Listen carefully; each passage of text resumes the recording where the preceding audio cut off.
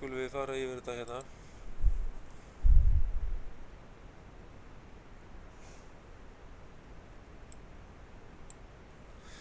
Og þannig að þetta eru þá teknilegir tengiskilmálar samkvæmt því sem við erum að fara í kennsluáætluninni.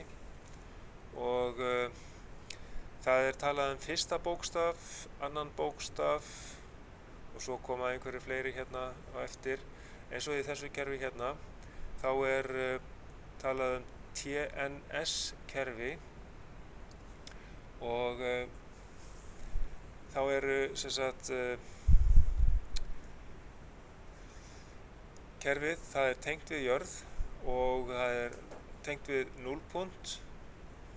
Það er N sem það er þá bókstafur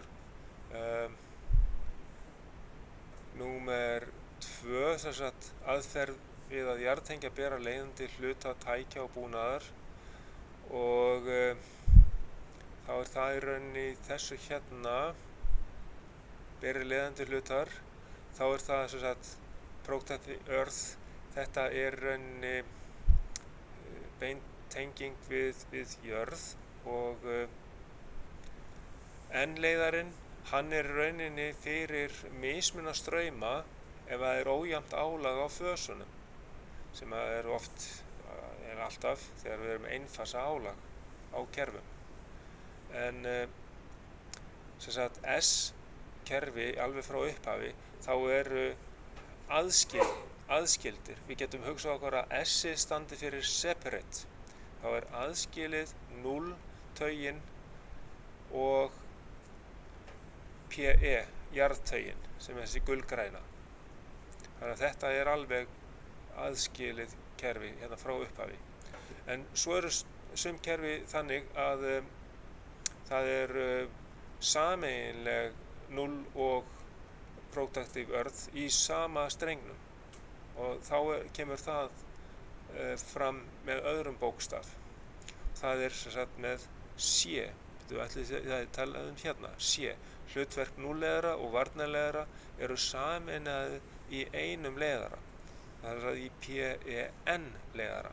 Þetta er mjög algengt, til dæmis hjá okkur í kerfum hérna hér á landi.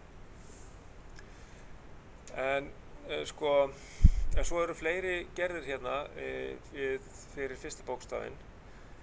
T er terre eða franska og I, þar er náttúrulega spennuslögandi hlutur eða annarkvort allir einangraðir frá jörðu eða þá að það er einn punktur kerfisins, venjulega núllpunktur í rafala til dæmis, hann er jarðtengdur í gegnum viðnám. Þannig að þá er hægt að fylgjast með til dæmis ef það er útleiðsla í einhverju rafala. Ef það verður spennu, sem sagt, skynjast spenna í viðnámi, þá er einhver mismunna straumur sem að verður þá yfir þetta eina viðnám og þá er viðnám frá núllpunkti í rafalanum viðnám til jarðar. Þannig að þá er engin hluti kerfisins alveg beintengdur, heldur tengdur í gegnum viðnám. Eins og hérna er sagt að spennhafandi hluta eru annarkvæmt allir einangraðir frá jörðu, bara fljótandi kerfi sem sagt, eða þá að yfirleitt núllpunkturinn, hann er þá tengdur í gegnum viðnám til jarðar. Og þetta lærum við meira sem sagt lærum háspennukerfi á Íslandi, þar sem við skoðum hvernig rafalarnir eru varðir, varnarbúnaður í kringum rafalana í virkjunum. Þá getum við rekist á eitthvað svona I-kerfi líka.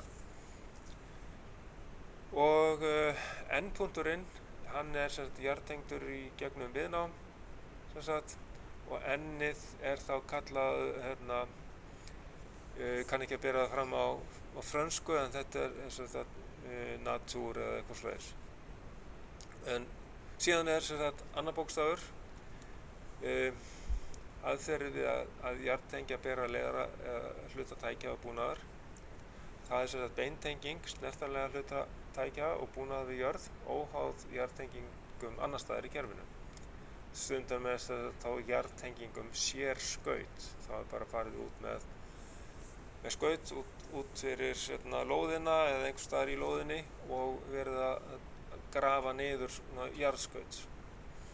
Það eru líka til. Ennið, þá er það beintenging snertanlegra hlutatækja og búnaðar við hinn jarðtengda punkt kerfisins og það er rauninni beina tengingin er hér. Þannig að N-leiðarinn sem flytur mismunarstrauminn frá einhverjum fösum, einhverju einfalds álagi, að hann er líka beintengdur til jarðar. Þetta er svolítið óhugnanlegt að sjá það. En svoleiðis er þetta nú. Og síðan sem sagt er S-ið, það stendur fyrir að 0 og jörðin eru aðgreind í sérstökum leiðurum. Það er sérstökum leiðir, það er S-ið í því er undirstrikað til þess að ítreka það að þetta er S-ið sem sagt. Við hugsum að þetta sé úr ensku, að þetta sé þá bara separate, gæti kannski líka verið úr frönsku. En C-ið, þá getum við kallað það sé common eða sameiginlegt hlutverk, núleiðara og varnarleiðara er sameinað í einum leiðara, PEN leiðara í TN-kerfinu. Já, þannig að þetta er TN-kerfi, sko. Ok, þannig að það er þá þetta hérna, þetta er alveg, þá er það aðskilið 0 og PE, en ef við förum á næstu mynd hérna, þá er þetta sameinað, þá er þetta TN-C-kerfi. Það er beintenging til jarðar, það er T, terra, og N, það er tengt við núllið er tengt þá hérna, og C-ið er þá sameiginlegur 0, miðleiðarinn, blái, núlleiðarinn og jörðin er í sama leiðarann. En þá er þessi leiðari hérna, hann er gulgrænn.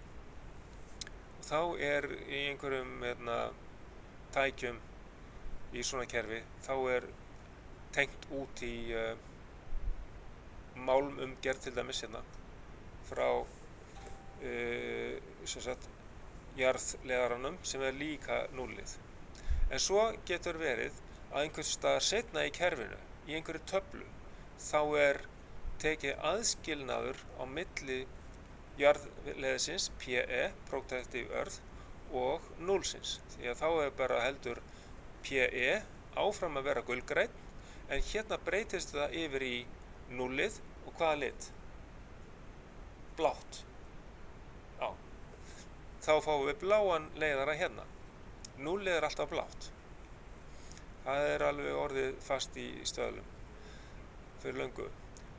En sem sagt, í einhverjum tilfellum, ef þetta er bara TN-C-kerfi hérna megin, þá tengist umgerð, kannski málmumgerð, hún myndi tengjast hérna í PEN, en þá er þetta þriggja-fasa álag. Getum hugsað okkur að þetta væri mótor til dæmis, þá er hann tengdur við alla þrjá fasana, mótorinn, og járnumgerðin á mótornum eða málmumgerðin, hvort hann er álega hvað sem það er, hann tengist þá í PEN. En svo í einhverju annarri greiningartöflu þá getur komið sérleiðari sem er jörðin, PE, Protective Earth, og sérleiðari sem er 0, sem að tekur mismunarstrauminn frá einfasa álagi.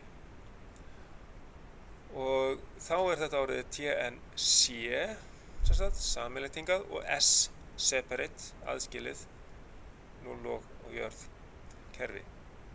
Þannig að þetta er svona grunnurinn að því að þið kannski áttu ykkur á hvernig þessi kerfi í tæknilegum teymskiskilmálum frá Samorku er útskýrt eða útbúið.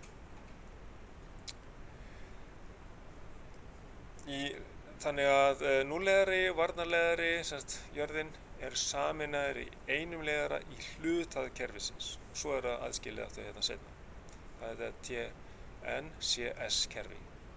Ok, síðan hérna eru kerfi sem eru bara kallað TT kerfi og það er sjálfsagt sjaldgæfara, það sé það bara 0 hérna og síðan er jarðtengt bara út í sér skaut á staðnum. Hér er þess að TT-kerfi er einn punktur tengdur við jörð, snertanlegi hlutir tækja og búnaður tengdir sérstöku jarðskauti sem er óháð jarðtengingu kerfisins sem er hérna. Þannig að jörðin hérna myndi leiða bilana strauminn en ekki sér leiðari. Hérna getum við bæði verið með þriggja-fasa álag og einfasa álag vegna þess að núllið það tengist hérna inn á notandann. Og svo er þarna TT-kerfi að, já, þá er það þetta hérna. En svo kemur hérna IT-kerfi. Þetta IT, þá er þetta er þá kannski mest í hérna, já, hugsanlega í virkjunum. Þessi IT-kerfi, það fyrst hvergi beintenging milli spennukerfis og jarðar, sem sagt þessa hérna, þetta er í gegnum sem sagt svona viðnám. Það er þá til að fylgjast með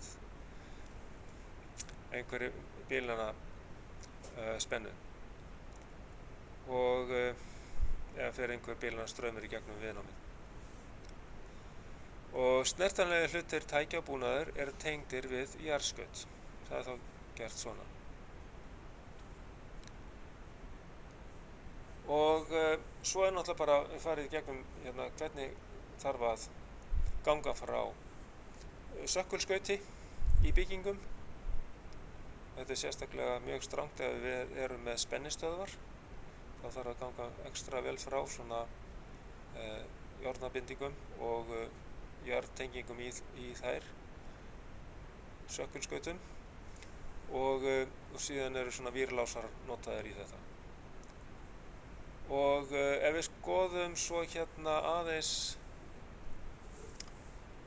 dæmi töflu, uppbyggingu á töflu sem við sjáum hérna, þetta kerfi hérna er TT-kerfi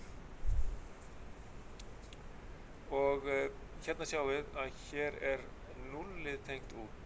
Það breytist bara hérna í gulgrænan út, en hérna er sem sagt tengibóks fyrir sökkulskaut og svo er allt samtengt þetta vatnsveita, hitaveita og svo framvegis.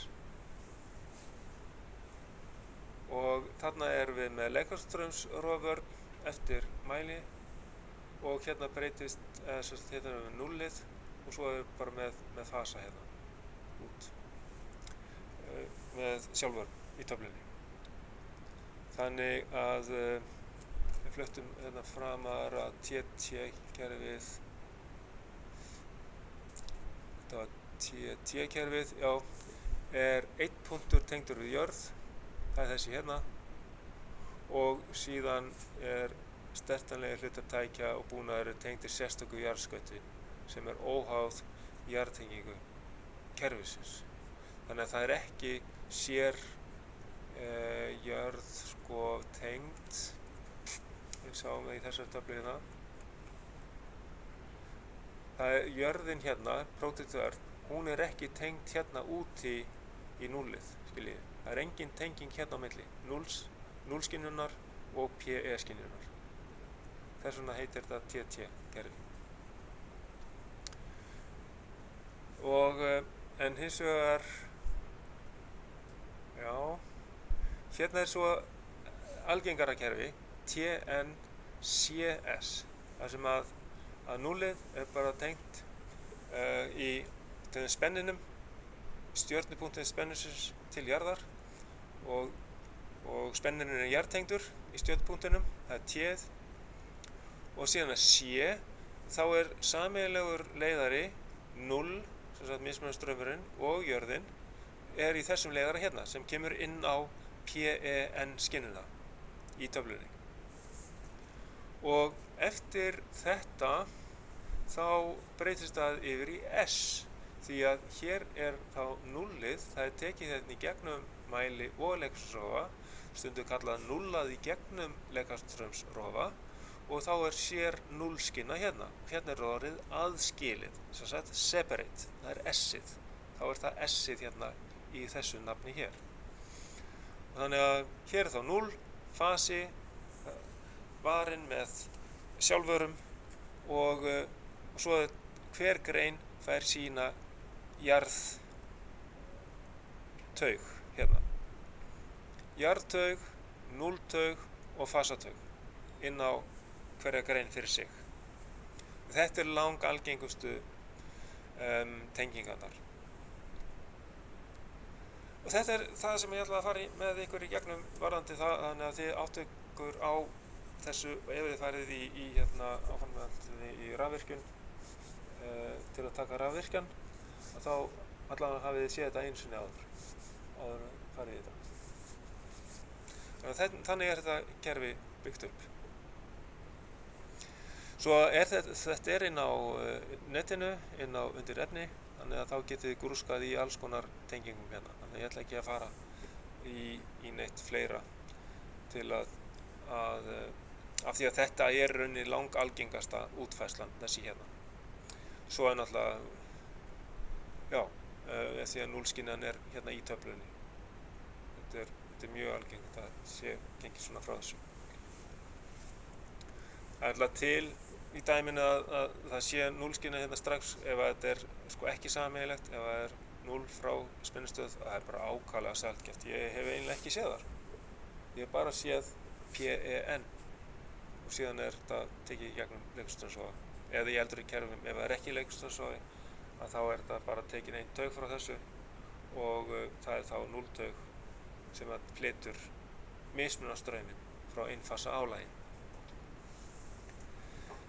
Ok, þetta var það sem ég ætla að fara með ykkur í varðandi tæknilega tengiskilmála og þá er það spurning hérna hvort að við höfum eitthvað æfingapróf sem að þið getið farið í á innunni annað. Hérna erum við með undir efni.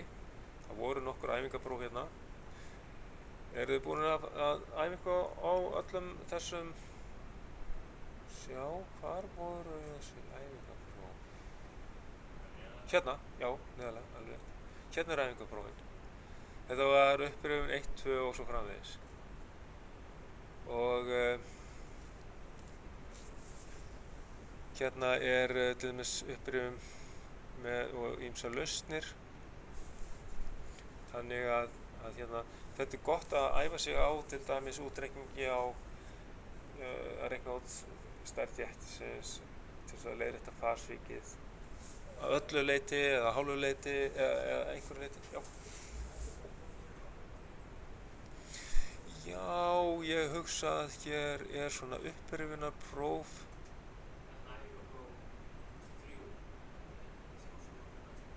Jú, það er próf 3 næst. Sko, maður hefur nú yfirleitt bara verið svona verið að þjálfa ákveðna útreikninga hérna kannski en fyrir sko næsta próf 3 er eiginlega bara mikilvægt að fara í gegnum skýrslunar og bæði það er svona fræðilegu spurningar sem er í þeim skýrslum þannig að þið myndu, ef það er einhverjar krossaspurningar úr því eins og þið rákuðu okkur á í síðasta prófi að það var mikið af krossaspurningum en kannski verða líka einhverjir útreikningar en það er gott að fara í gegnum útreikningana í æfingunum líka 3A, 3B, 3C og 3D og bara prenta kannski bara út verkefnið skrifa inn tölurnar og síðan reikna bara aftur alla æfinguna fara í gegnum æfinguna þannig það er eiginlega besta þjálfunin fyrir próf 3 það hef ég gert öll skipti sem að ég hef verið að keyra þetta þennan áfanga að það er langt árangurríkast já, ég held það á ég ekki á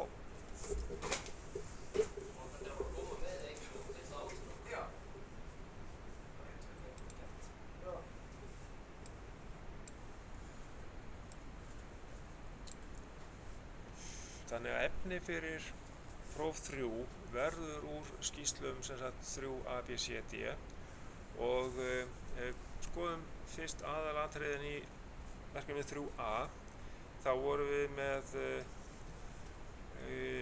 afl í 3 fasa rás, spáði með strauma og spennur og hvernig aflið skiptir sér og við vorum hérna fyrst með stjörnutengingu og tókum mælingar á þessu. Ég ætti kannski að vera með einhverja lausn svona til að sýna ykkur því að hérna þá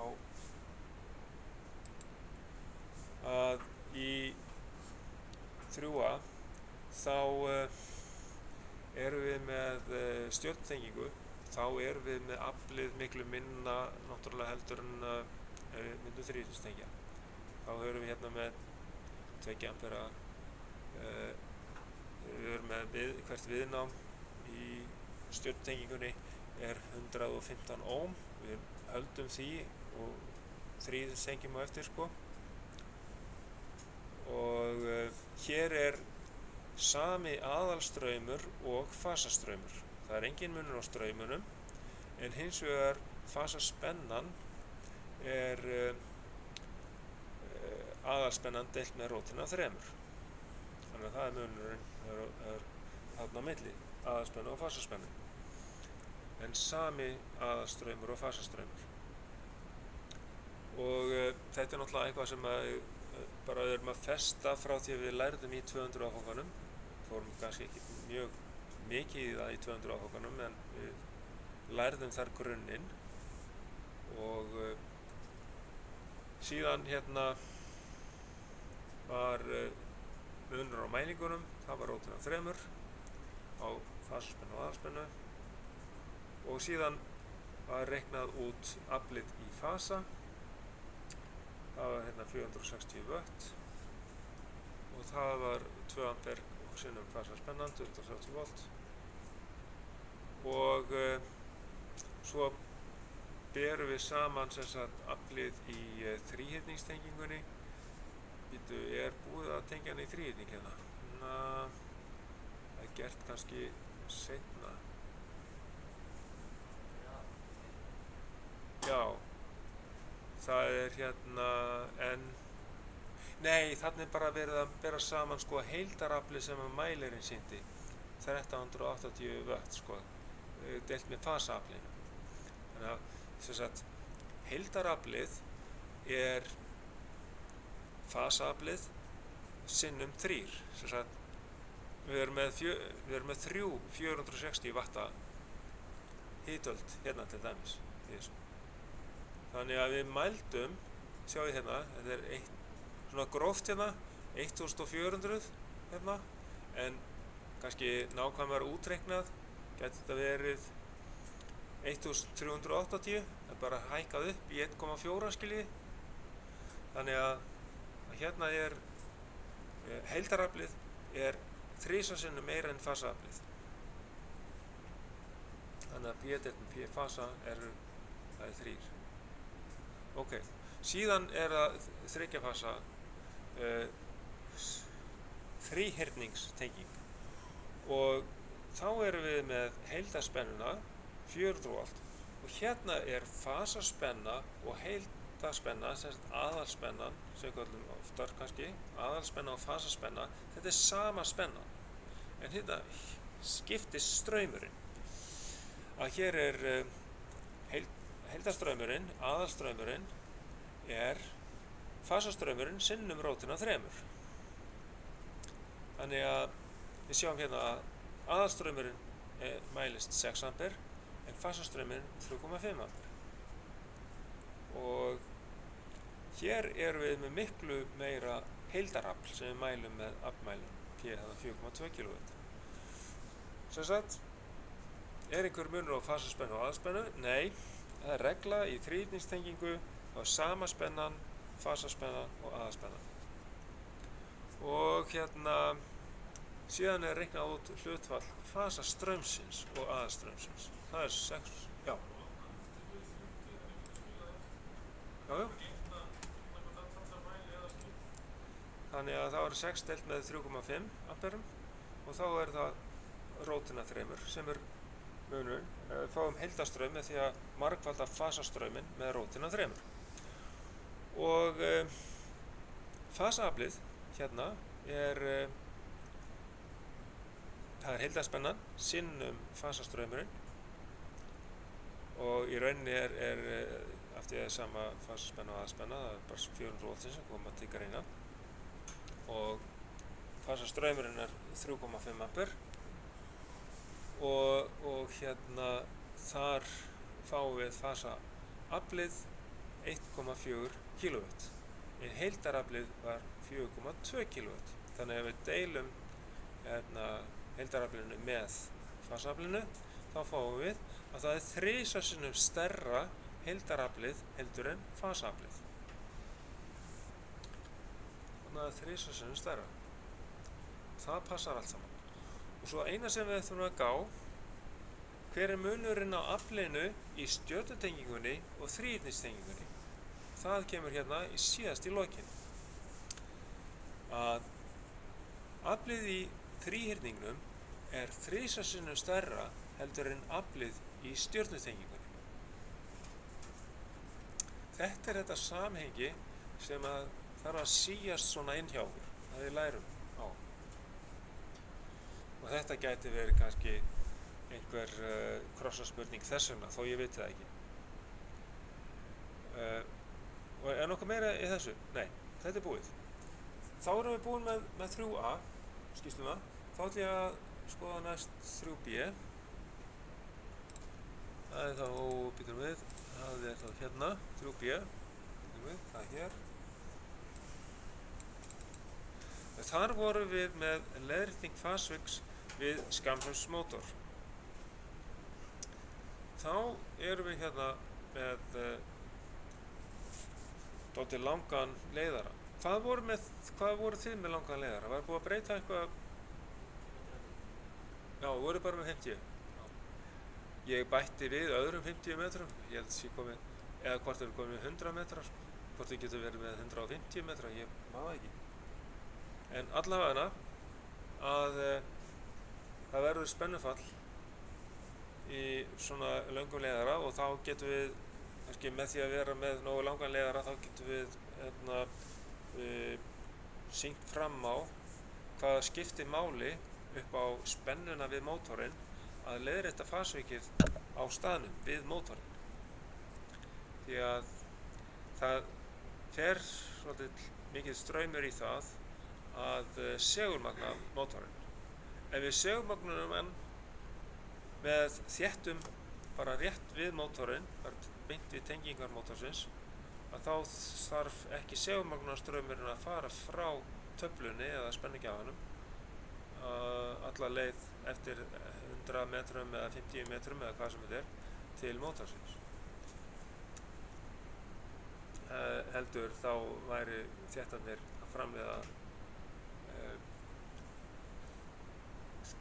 launstraum fyrir mótorinn bara tengdir við mótorinn sjálfan. Þá þurfti spennugjafinn eða taflan bara að sinna raunhluta straumsins sem að er þá sá straum sem að mótorinn þyrfti til að skila því sem að ná að skila samkvæmt afli. Og hér var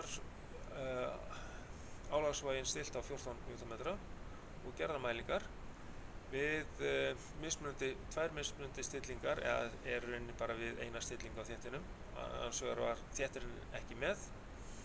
Þá sáum við að það var sami straumur frá spennugjafanum og við mótorinn. Er ekki I2, er það ekki mælt við mótorinn? Jú, I2 er mælt við mótorinn. Þannig að það kemur ekkert á óvart. Og spennan var 230 volt á einum, sérst við spennugjafan, en við mótorinn þá hafði hún fallið niður í 216 volt. Og síðan er aflið, það var líka smá munur á aflinu við spennugjafann hérna, þá var P1, hann var 2,87 kW en hann mældist minni við mótorinn, 2,68. Mismunurinn þarna á milli, hvar hverfa þessi töp? Hvert fer þetta? Í hvað breytist þetta? Hita? Í hverju? Í kaplinum, alveg hárrétt. Og þannig að við erum samt með fasvikið, raunaflsstuðulinn, alveg sama við spennugjafann og við mótorinn, vegna þess að við erum ekki með neina aðferð hérna við leiðréttingu strax, við erum með þéttana að stilla á 0, það er engin launstraumur sem kemur þá þeim beintir á mótorinn. Við erum með snúningshraðann, bara allt í góðu lagi með hann helst sá sami í báðum stillingum. Nú stillum við á stillingu 5 og þá dettur straumurinn niður við 1 við spennugjafann. Af hverju í ósköpunum gerir það? Hvað getum við sagt þennan straum hérna, 7,18? Hvaða hluti af straumnum er þetta? Er þetta launstraumur eða er þetta heildarstraumur eða hvaða straumur er þetta? Þetta er eiginlega bara eingöngu raunstraumur, já. En við sjáum, þetta er straumur sem mótorinn tekur. Mótorinn sjálfur, hann breytist ekki neitt þó við bætum þéttum í. Mótorinn fær bara sinn launstraum núna ekki frá töflunni, heldur frá þéttunum. Og við sjáum það ekki beinlínis í þessari töflu hérna, hvaðan hann fær þennan straum.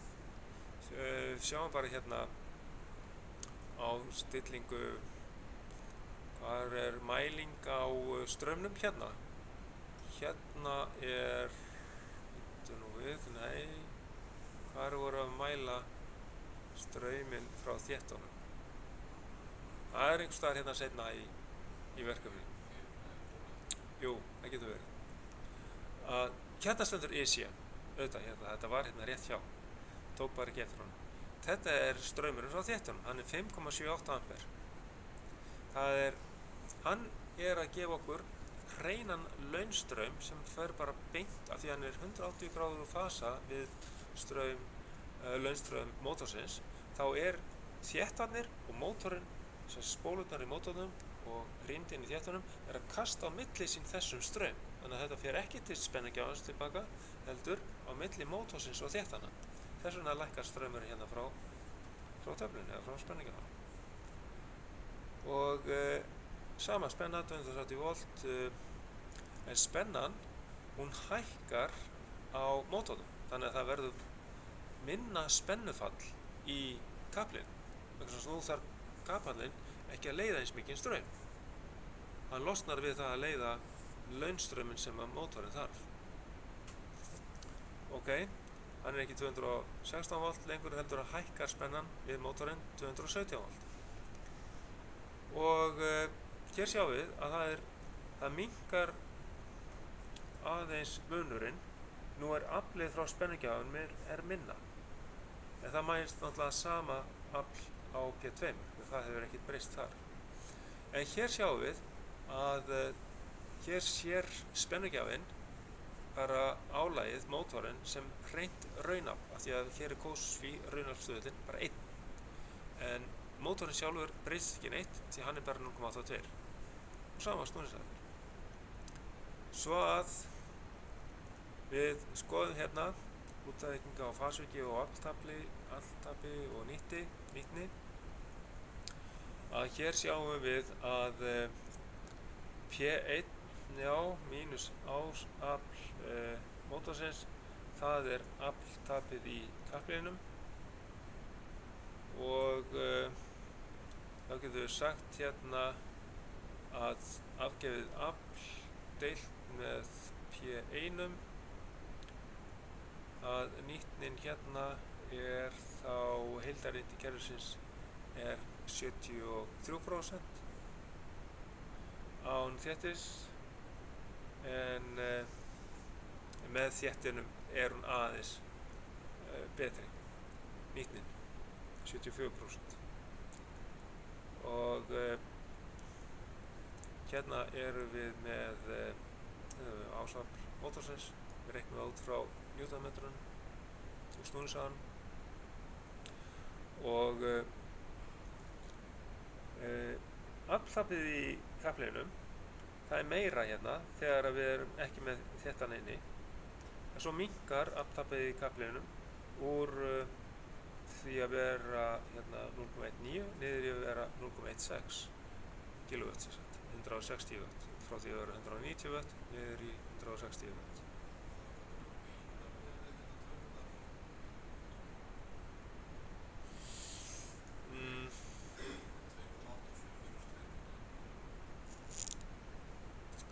Afltapið í kaplinum, sko, býtu hvaða þetta er,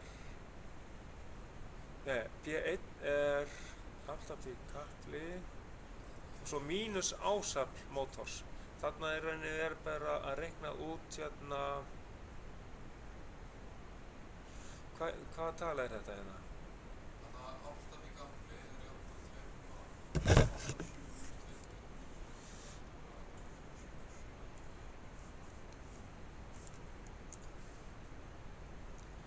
Já, en er þetta sambærilegt? Þetta er ásafl mótorsins. Já, það er þessi tala hérna.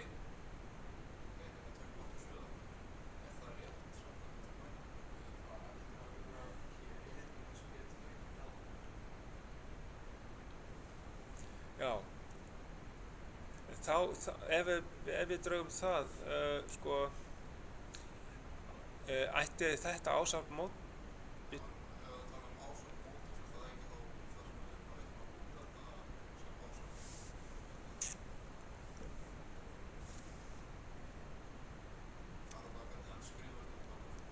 já,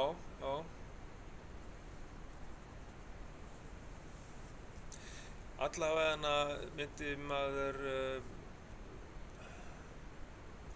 sem sagt, samkvæmt þessari mynd hérna, sko, það ætti að vera hérna, munurinn á P1 og B2, það er hérna afltapið í kaplinum.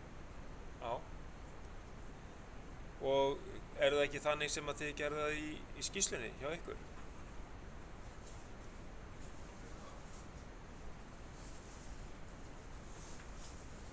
Þannig að það er spurning, sko, hvað hann er að pæla hérna. Það getur vel verið að það sé einhverja.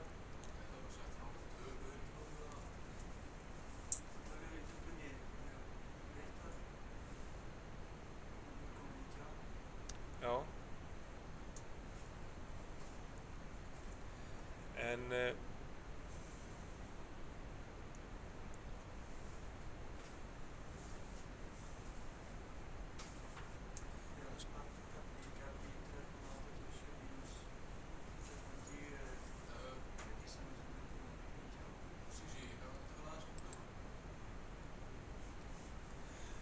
síðan er útreikningur á launstraumi mótorsins. Í rauninni, mótorinn tekur alltaf hérna sinn launstraum. Hann er, við finnum hann það út með því að skoða fasvikið sem var hérna 35 gráður. Tökum sínusinn af 35 gráðum og margföldum sinnum strauminn sem mótorinn að taka þá. 8,83 ampere, er það ekki hérna uppi, hérna 8,83, jú, það er alltaf við 2 hérna. Og þá fáum við launstrauminn sem er hérna 5,06 ampere. Þetta er strauminn sem að mótorinn þarf til þess að segulmagna sig. Þetta er launstrauminn mótorsins. Og þetta er raunin það sem að spurningin er svo, hér er reiknað launstraum frá spennugjafanum í stillingu 5 og ef að við tökum sínus af 0 gráðum, það var ekkert fasvik, sko, og höfum við sínus af 0 gráðum, þá erum við bara með 0 straum. engan straum frá spennugjafanum í stillingu 5. Þið voru með það líka í skýrslunni ykkar og svo bara spyrja samhengi milli þéttarstraumsins, launstraums spennugjafans og launstraum mótorsins, að mótorinn fær bara allan launstrauminn sinn frá þéttinu. Reyndar er þéttistraumurinn örlítið stærri, sem þýðir að þéttarnir sjá mótornum fyrir öllum launstraumnum, en væntanlega kemur einhvern örlítill launstraumur frá þéttunum, rýmdarstraumur tilbaka inn á netið.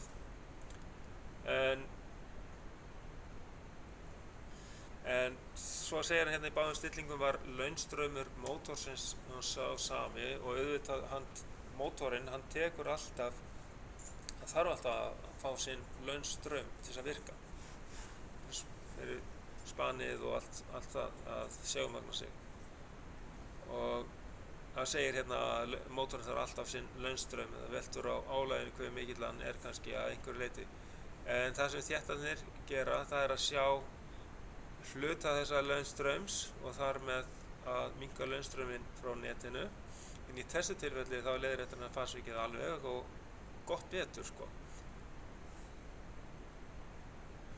Og fasvík mótorsins er náttúrulega alltaf það sama, því að mótorinn breytist ekki neitt þó við tengjum þétta við hann, af því að mótorinn þarf alltaf sinn launstraum og það er engin breyting á fasvíkinu í mótornum þó við bætum þétti við. Það er hins vegar breyting á fasvíkinu frá netinu eða frá spennugjafanum.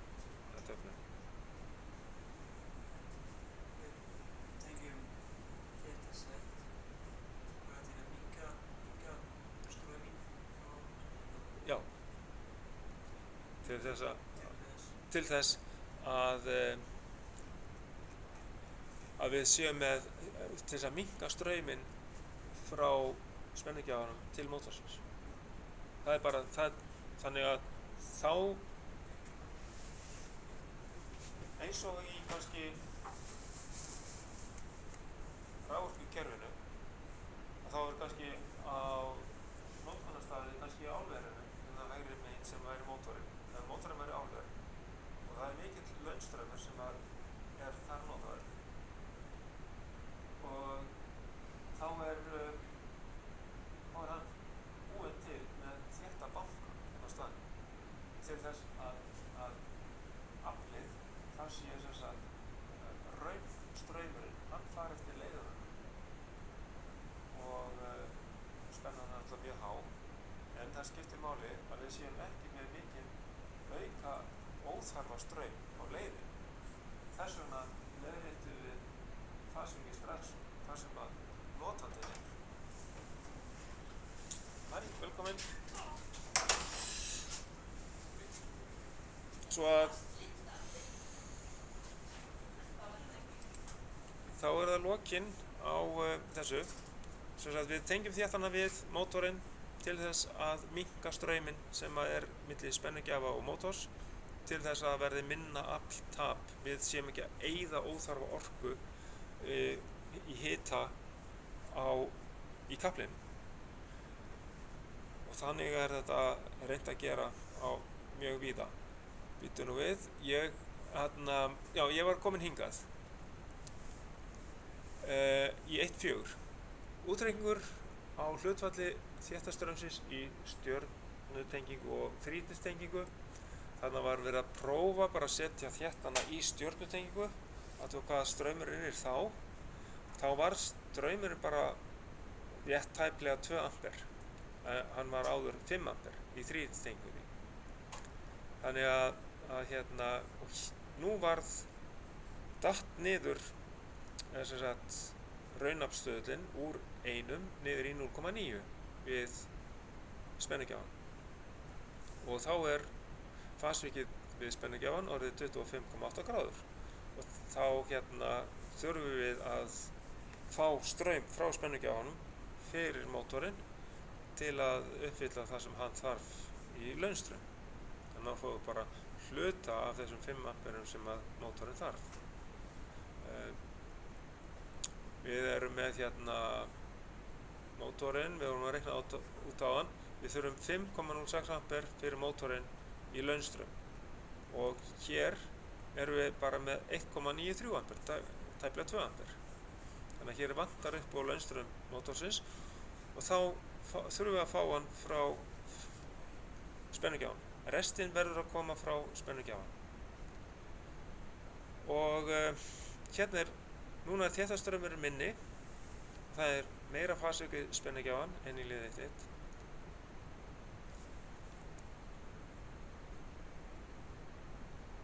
Og þess vegna þarf meiri launstraum frá neti og það veldur meira fasauki. Og við höfum að reikna núna hlutfallið milli þéttastöðumsins í lið 1.1 og lið 1.4. Hér var þéttastöðumurinn fyrst 5,78 og deilum við straumnum þegar hann er tengdur í stjörnu 1,93 og þá fáum við hlutfallið 3.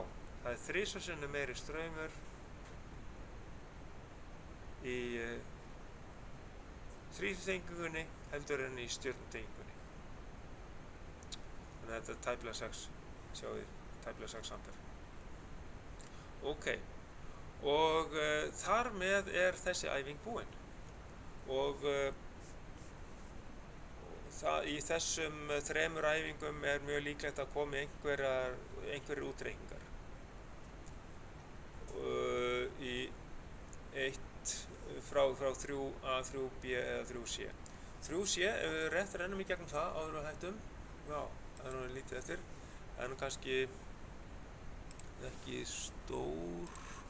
stórir útreikningar eða hvað. Það er ójafnt álag í þriggjafasakerfi.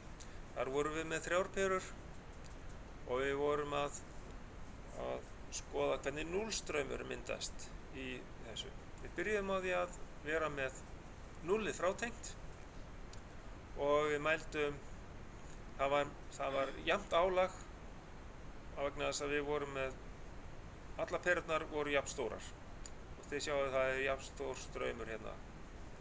Mjög lítill munur á straumunum og spennan í núllpunktinum er örlítil og það er vegna þess að perurnar er ekki alveg nákvæmlega jafn stórar. Það ætti að vera í rauninni 0 volt ef að álagið er 100 volt.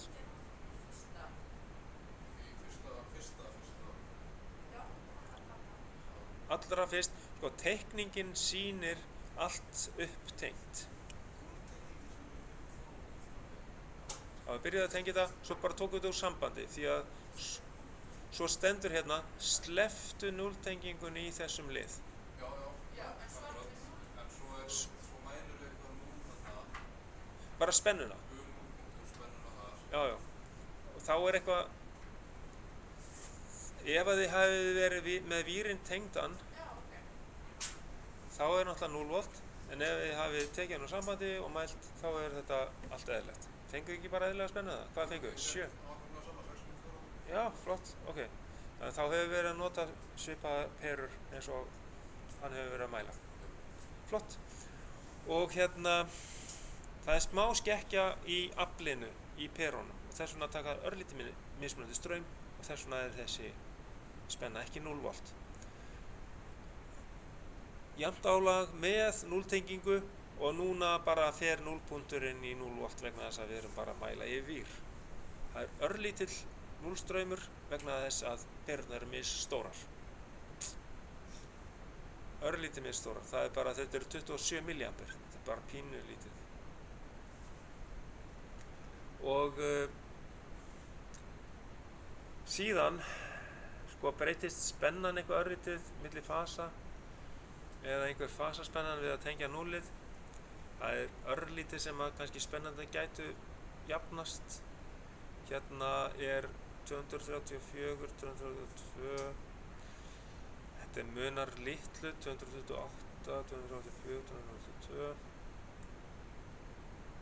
Það er einhver örlítið munur en sko það er smá munur á fasaspennunni.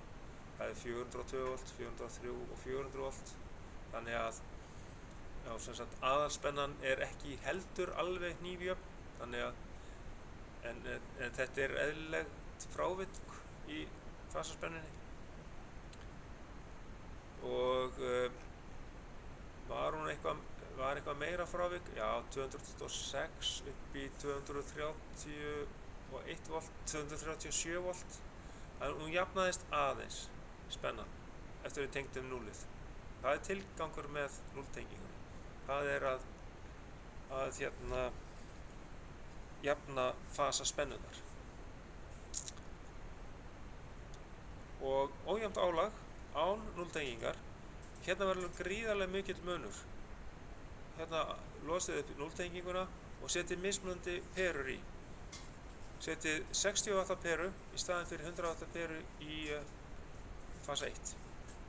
Og þá verður hæsta spennan þar 276 volt og hinar perurnar eru með eitthvað 220 volt spennu í sig, 206 volt. Mjög mikill munur. Og þá er núlpunkturinn með miklu hærri spennu frá núlinu í töflu, það er 48 volt þarna á milli. Það eru með ójafnt álag. Þannig að 60 W peran fær yfir sig hæsti spennuna og hinar eru með svipaða spennu. Og fasastraumurinn, hann er náttúrulega minnstur á perunni sem er 60 W. Minnsta peran í vöttum tekur minnsta straum og hinar taka mjög svipaðan straum. En síðan, ójafnt álag með núltengingu, nú tengjum við núlið, nú jafnast spennan aftur, hún verður 228 volt, 284 og 282, mjög svipuð spenna. Straumurinn hins vegar er áfram tiltölulega ójafn vegna þess að við erum með mismunandi stærðar peru. Í fasa 1 er 60 W peran, hún tekur 246 mA. Í hinum erum við mjög svipaðan straum. 100 W perurnar taka 422 og 447 mA. Mjög svipaðan straum. En í þeim tveimur. En hér verður hins vegar 0 volt á spennunni milli eins og við köllum þetta spennujöfnun eða spennujöfnunartaug, núlið, og það verður náttúrulega, þess vegna verður ekki spennumunur, það verður 0 volt, en hins vegar fáum við mismunarstraum í núlinu, ef við mælum núlstrauminn, 192 mA. Og það er hægt að teikna þetta upp og við sjáum það hérna svolítið myndrænt að hér verður svolítið mismunur á straumunum vegna þess að straumur í fasa 1 er miklu minni heldur en straumur í fasa 2 og 3 og þá getum við í rauninni reiknað þennan straum, mismunarstrauminn, með þessara formúlu hérna að við erum með I2 sinnum kosinus af 60 gráðum pluss I3 sinnum kosinus af 60 gráðum og drögum strauminn í fasa 1 frá. Og þá fáum við núlstrauminn, svo kallaða. 188,5 mA reiknum við þennan núlstraum en við mældum hann 192 mA. Mjög lítill munur þarna á. Og þá er ég búinn að fara yfir alla þessar helstu æfingar. Ég sleppi því að fara yfir síðasta